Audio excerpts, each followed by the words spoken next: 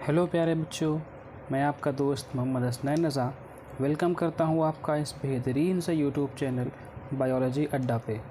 Last lecture में हमने type of solutions यानी कि हाइपोटोनिक सॉल्यूशन, आइसोटोनिक सॉल्यूशन और हाइपरटोनिक सॉल्यूशन डिस्कस किया था और हमने ये सीखा था कि अगर हम किसी एनिमल सेल को किसी हाइपोटोनिक सॉल्यूशन में यानी कि बहुत ज़्यादा पानी हो या हाइपरटोनिक सॉल्यूशन में यानी पानी बहुत कम हो, बहुत गाढ़ा सॉल्यूशन हो, उसमें रख दें तो उस सेल के साथ क्या होगा। अब आइए देखते हैं अगला टॉपिक जो कि है हमारा सेल वॉल। मैं आपको एक बार याद दिला दूं कि हम डिस्कस कर रहे थे, हम पढ़ रहे थे क्लास 9th का बायो का chapter the fundamental unit of life, और हमने सेल मेम्ब्रेन और सेल मेम्ब्रेन के बेस पे फिर हमने डिफ्यूज़न और ऑस्मोसिस और उसके बेस पे हमने हाइपोटोनिक, हेटेरोटोनिक और आइसोटोनिक सॉल्यूशन कंप्लीट कर लिया था। आज हमको पढ़ना है सेल वॉल। आइए देखते हैं कि सेल वॉल क्या होती है। देखो, कोई भी प्लांट सेल जो होती है, हमने एक बेसिक सी बात आपको बताई थी जब हम सेल का ओवरव्यू पढ़ रहे थे कि कोई भी सेल होगी तो उसमें सबसे पहले तो एक आउटर कवरिंग होगी जिसे हम सेल मेम्ब्रेन या प्लाज्मा मेम्ब्रेन कहते हैं। उसके अंदर एक फ्लूइड भरा होगा जिसको हम साइटोप्लाज्म बोलते हैं, और उसके अंदर न्यूक्लियस होगा। इन सब को हमें डिटेल में पढ़ना है। लेकिन जब हम ऑब्ज़र्व करते हैं किसी प्लांट सेल को, तो प्लांट सेल में सेल मेम्ब्रेन के बाहर भी हमें एक कवरिंग देखने को मिलती है। उसी कवरिंग को हम बोलते हैं सेल वॉल। जी हाँ, in addition to cell membrane यानी कि सेल मेम्ब्रेन होते हुए उसके अलावा जो प्लांट सेल होती हैं वो कंटेन करती हैं, मतलब उनमें होता है एक आउटर कवरिंग और रिजिड कवरिंग, यानी सेल मेम्ब्रेन के बाहर और रिजिड होगी, बहुत ही सख्त होगी, उस कवरिंग को हम बोलते हैं cell wall. In addition to cell membrane plant cell contains an outer rigid covering called cell wall. जैसे देखो, ये आपके सामने हमने एक खूबसूरत सा प्लांट सेल ड्रॉ किया है। ये जो आपको दिख रही है ये सेल मेम्ब्रेन है, सेल मेम्ब्रेन जो हर सेल में आपको मिलनी ही मिलनी है। लेकिन चूंकि ये प्लांट सेल है तो सेल मेम्ब्रेन के बाहर भी आप देखें एक कवरिंग दिख रही है, उस कवरिंग को हम बोल रहे हैं सेल वॉल। यह सेल मेम्ब्रेन के बाहर होती है। और प्लांट सेल जो होती है इसमें एक बहुत ही लार्ज अमाउंट जो होता है, लार्ज वॉल्यूम जो कवर करता है, एक cell organelle vacuole. Plant cell का लार्ज वॉल्यूम या मैक्सिमम वॉल्यूम यही लिए होता है। उसके अलावा ये न्यूक्लियस हो गया, और कुछ स्पेशल सेल ऑर्गेनेल होते हैं। हम सेल ऑर्गेनेल क्या होता है पढ़ेंगे, हम प्लास्टिड पढ़ेंगे, न्यूक्लियस पढ़ेंगे, वैक्यूल पढ़ेंगे, सब पढ़ेंगे डिटेल में। अभी समझो केवल कि जो प्लांट सेल होती है उसमें क्या होता है, वैक्यूल होता है, और भी सारे होंगे जैसे माइटोकॉन्ड्रिया होगा, ईआर होगा, गोल्जी बॉडी होगा, सब कुछ प्रेजेंट होगा। लेकिन हम चूँकि स्पेशल देख रहे हैं तो हमने इसके यहाँ केवल प्लास्टिड ड्रॉ किया हुआ है। कुछ कलरफुल प्लास्टिड्स होते हैं, और ये सेंट्रल न्यूक्लियस हो गया और वैक्यूल हो गया। लेकिन ये सेल मेम्ब्रेन के बाहर जो कवरिंग है क्या है, आपकी सेल वॉल है। और सेल वॉल जो होती है कंटिन्यूअस नहीं होती है। जैसे आपको सेल मेम्ब्रेन कंटिन्यूअस दिखाई दे रही है, सेल वॉल में बीच बीच में छोटे छोटे पोर्स होते हैं, ओपनिंग्स होती हैं, छेद होते हैं।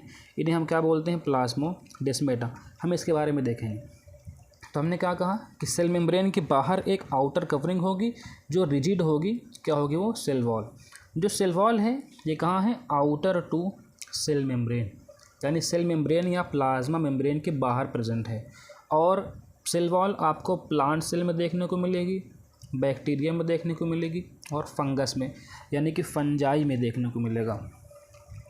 प्लांट सेल, बैक्टीरियल सेल और फंगल सेल जो होती हैं, यानी प्लांट की सेल, बैक्टीरिया की सेल और फंजाई या फंगस की सेल, उनमें आपको सेल वॉल देखने को मिलेगा। लेकिन सेल वॉल जो है एब्सेंट होती है कहाँ, एनिमल सेल में। Animal cell lack cell wall, या cell wall is absent in animal cell. जितनी भी एनिमल सेल होंगी उनमें सेल वॉल नहीं प्रेजेंट होगा। एक बात आपको बता दूं कि आपको रेगुलर नोट्स यहीं से बनाने हैं, ये आपके नोट्स है, इसी को नोट करते चलिए। आप वीडियो को पॉज करके हम नोट्स रिकॉर्ड कर सकते हैं, नोट्स लिख सकते हैं। सेल वॉल एनिमल सेल में एब्सेंट होगी। आइए देखते हैं सेल वॉल के बारे में एक दो फीचर होती है। ये कैसे होती है, रिजिड होती है। सेल वॉल इज़ रिजिड यानी कि सॉफ्ट नहीं होगी। जैसे कि हमारी सेल मेम्ब्रेन कैसी थी, फ्लेक्सिबल थी, ये फ्लेक्सिबल नहीं है, रिजिड है। रिजिड मतलब जैसे ये मार्कर आपका, हम इसका साइज़ चेंज नहीं कर सकते, हम इसको कितना भी मोड़ें ये टूट जाएगा, लेकिन इसका साइज़, इसका शेप चेंज नहीं होगा, इसी को हम बोलते हैं रिजिड। तो जो सेल वॉल होती कैसी होती है, रिजिड होती है। और सेल मेम्ब्रेन कैसी थी, लिविंग थी, लेकिन जो आपकी सेल वॉल होती है कैसी होती है, डेड होती है। Generally cell wall is dead, इसमें लाइफ नहीं होती, यानी लिविंग कंटेंट नहीं होता है, सेल वॉल डेड होती है। उसके अलावा एक इम्पॉर्टेंट पॉइंट कि जो प्लांट की सेल वॉल होती है, यानी प्लांट सेल वॉल जो होती है, ये एक बहुत ही रिजिड और कॉम्प्लेक्स सब्सटेंस से मिलकर बनी होती है, जिसको हम बोलते हैं cellulose. Plant cell wall is made up of a hard substance या एक हार्ड केमिकल, जिसको हम क्या बोलते हैं, सेलुलोज। यानी कि प्लांट की सेल वॉल किसके बनी होती है, सेलुलोज की। बैक्टीरियल सेल वॉल और फंगल सेल वॉल सेलुलोज की नहीं होंगी, याद रखिएगा। जो प्लांट की सेल वॉल है यही किसकी बनी है, सेल वॉल सेलुलोज की बनी हुई है। और प्लांट की सेल वॉल, यानी सेल वॉल के बारे में एक और पॉइंट, कि जो सेल वॉल होती है कैसी होती है, कंटिन्यूअस नहीं होती, डिसकंटिन्यूअस होती है। और इसमें बीच बीच में कुछ पोर्स होते हैं, उन्हीं पोर को हम बोलते हैं प्लाज्मोडेस्माटा। यानी कि सेल वॉल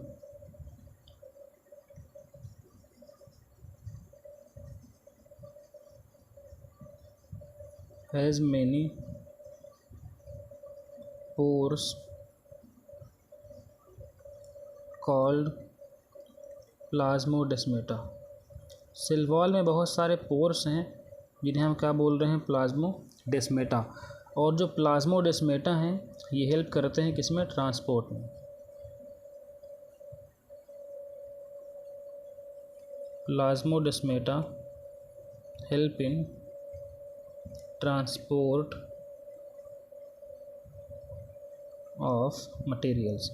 किसी एक सेल से दूसरी सेल में हमें कोई मटेरियल, कोई सब्सटेंस भेजना हो, अगर वो एनिमल सेल होती तो सिंपल डिफ्यूज़न से काम चल जाता, क्योंकि सेल मेम्ब्रेन कैसी थी, फ्लेक्सिबल थी, डिफ्यूज़न पॉसिबल था।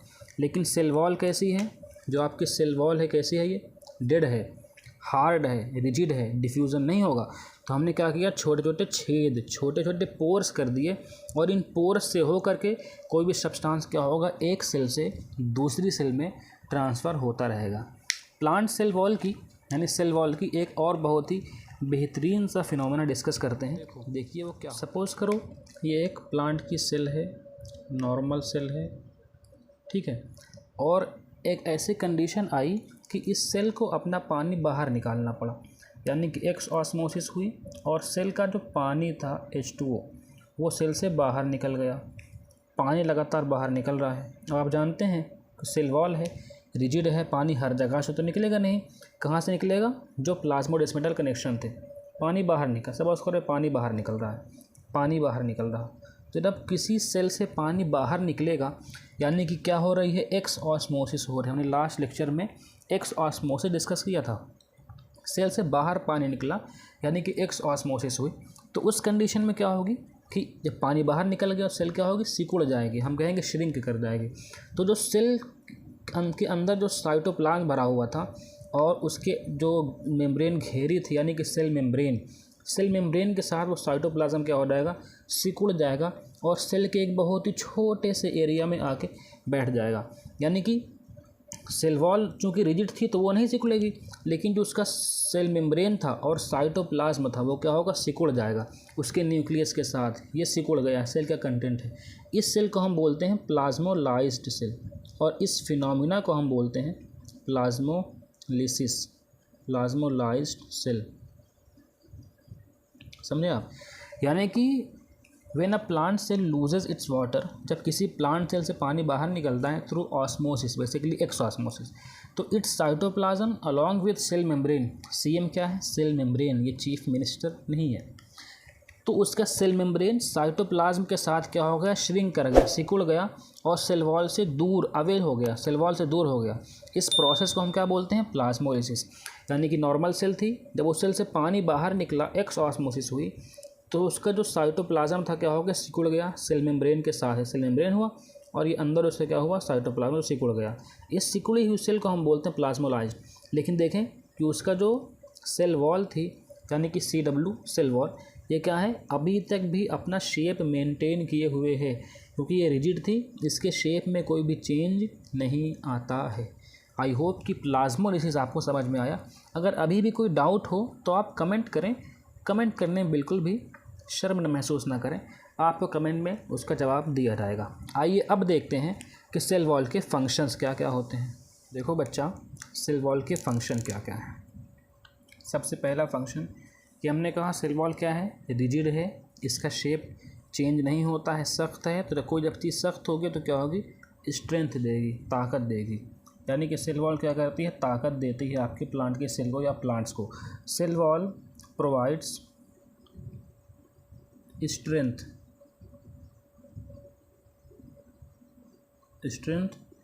टू सेल या फिर प्लांट को क्या कर रहा है, ताकत दे रहा है। उसके अलावा चूँकि रिजिड है तो इसका शेप क्या होगा, चेंज नहीं होगा, तो एक प्रॉपर शेप या डेफिनेट शेप दे रहा है। It provides a definite shape to cell, ये सेल को एक डेफिनेट शेप दे रही है। उसके अलावा देखो, हमने कहा कि रिजिड है, रिजिड का मतलब क्या हुआ कि इसका शेप चेंज नहीं हो रहा है, तो कोई भी फॉरेन पार्टिकल इसके अंदर एंट्री नहीं कर पाएगा, क्योंकि डिफ्यूज़न होगा नहीं। तो क्या करेगा कि इन्फेक्शन से बचाएगा। इट प्रिवेंट्स मतलब बचाता है, it prevents cell from infections, किसी भी तरह के इन्फेक्शंस ऑफ बैक्टीरिया, किसी बैक्टीरिया का इन्फेक्शन, किसी वायरस का इन्फेक्शन ETC, या किसी फंजाई के इन्फेक्शन से ये क्या करती है, सेल की हिफाजत करती है, प्रोटेक्शन करती है, ठीक है ना। यानी कि प्रोटेक्शन में रोल हुआ। और एक और रोल इसका देखो, हमने जब डिस्कस किया था एंडोस्मोसिस एक्सोस्मोसिस। सपोज़ करो कि ये एक सॉल्यूशन है, इसमें क्या है, पानी भरा हुआ है, टक टक टक टक टक, ये पूरा पानी भरा हुआ है इसके अंदर, ठीक है ना। अगर इस पानी भरे हुए सॉल्यूशन में हम किसी एनिमल सेल को रख दें, सपोज़ करो ये एनिमल सेल है, ये उसकी सेल वॉल है, ठीक है ना। तो हाइपोटोनिक सॉल्यूशन है, यानी कि बाहर पानी ही पानी, पानी ही पानी में तो पानी पानी हो गया, पूरा पानी पानी है। तो पानी क्या होगा, सेल के अंदर जाएगा, यानी कि एंड ऑस्मोसिस होगा। और एंड ऑस्मोसिस से क्या होगी कि ये सेल फूलेगी फूलेगी फूलेगी फूलेगी। लेकिन बहुत ज़्यादा पानी है, लगातार पानी अंदर घुस रहा है, तो क्या होगा, फट जाएगी, हम कहेंगे बर्स्ट कर जाएगी, बर्स्टिंग ऑफ सेल किसी एनिमल सेल की। लेकिन वहीं पे अगर सपोज़ करो कि ये प्लांट सेल होती, ये होती क्या होती, प्लांट सेल। अगर ये कोई प्लांट सेल होती तो क्या पानी घुस पाता अंदर? जी हाँ, पानी तो घुसता, क्योंकि प्लाज्मोडेस्मेटल कनेक्शंस तो है ही ना। लेकिन देखो, पानी घुसेगा लेकिन फिर फटेगी नहीं। क्या नहीं फटेगी बाबू? सेल नहीं फटेगी। क्यों? देखो कैसे, ये क्या है उसका सेल मेम्ब्रेन, ठीक है। लगातार पानी सेल के अंदर घुस रहा है, लगातार पानी इन प्लाज्मोडेस्मेटा सेल के अंदर घुस रहा है। तो पानी के घुसने से क्या होगा, ये पानी इस पे एक प्रेशर लगाएगा। क्या लगाएगा? प्रेशर। इस वॉल पे जो पानी है आपका, यानी कि H2O, ये पानी इसकी वॉल पे एक प्रेशर, यानी अंदर से फूलेगा ना बाबू, तो फूलने से क्या होगा, प्रेशर लगेगा। तो प्रेशर लगने से क्या होगा कि इसकी वॉल पे एक प्रेशर पड़ेगा। याद करो न्यूटन का third law of Newton, motion में पढ़ते हैं कि कोई भी चीज़ जो फोर्स होता है वो equal and every action has an equal and opposite reaction. कोई भी एक्शन हम किसी भी फोर्स लगाएंगे तो सामने वाला बंदा भी या सामने वाला ऑब्जेक्ट भी हमें उतना ही फोर्स लगाएगा और अपोजिट डायरेक्शन में फोर्स लगाएगा। यानी कि अगर पानी सेल वॉल पे फोर्स लगा रहा, चूँकि सेल वॉल क्या है, रिजिड है, तो ये अंदर फोर्स लगाएगा और ये इस फोर्स को बैलेंस करेगा और होगा कि हमारी सेल वॉल जो हमारी सेल है फटेगी नहीं। ये कंडीशन एनिमल सेल में नहीं थी, क्योंकि एनिमल सेल में पानी की तरफ से बाहर की तरफ पानी जो बाहर की तरफ फोर्स लगा रहा है, लेकिन उस फोर्स को रोकने वाला कोई नहीं है। तो क्या होगा, अंदर का प्रेशर ज़्यादा, फोर्स ज़्यादा, सेल फट जाएगी। लेकिन यहाँ पे सेल फटेगी नहीं, कितना भी पानी हो, कितना भी हाइपोटोनिक सॉल्यूशन हो, समंदर में ही हम किसी एनिमल सेल को, प्लांट सेल को क्यों ना डाल दें, सेल क्या होगी, फटेगी नहीं। क्यों? चूँकि पानी के प्रेशर को बैलेंस कर रही है सेल वॉल की रिजिडिटी, ठीक है ना। तो सेल वॉल का एक फंक्शन ये भी हुआ कि जो सेल वॉल है ये किसी प्लांट सेल को फटने से बचाती है, यानी कि बर्स्टिंग से प्रोटेक्ट करती है, ठीक है ना। इट प्रिवेंट्स बर्स्टिंग मतलब फटना, बर्स्टिंग ऑफ प्लांट सेल। इसकी वजह से हमारी प्लांट सेल फट नहीं रही है। आई होप कि आपको प्लांट सेल के ऊपर का ये लेक्चर अच्छा लगा होगा।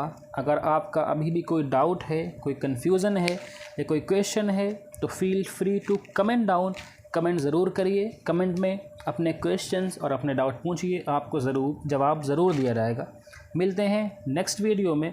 तब तक अगर आप हमारे चैनल पर नए हैं तो सब्सक्राइब ज़रूर कर दीजिएगा, ताकि आने वाली हर वीडियो की नोटिफिकेशन आपके पास सबसे पहले पहुंच जाए। Thank you very much.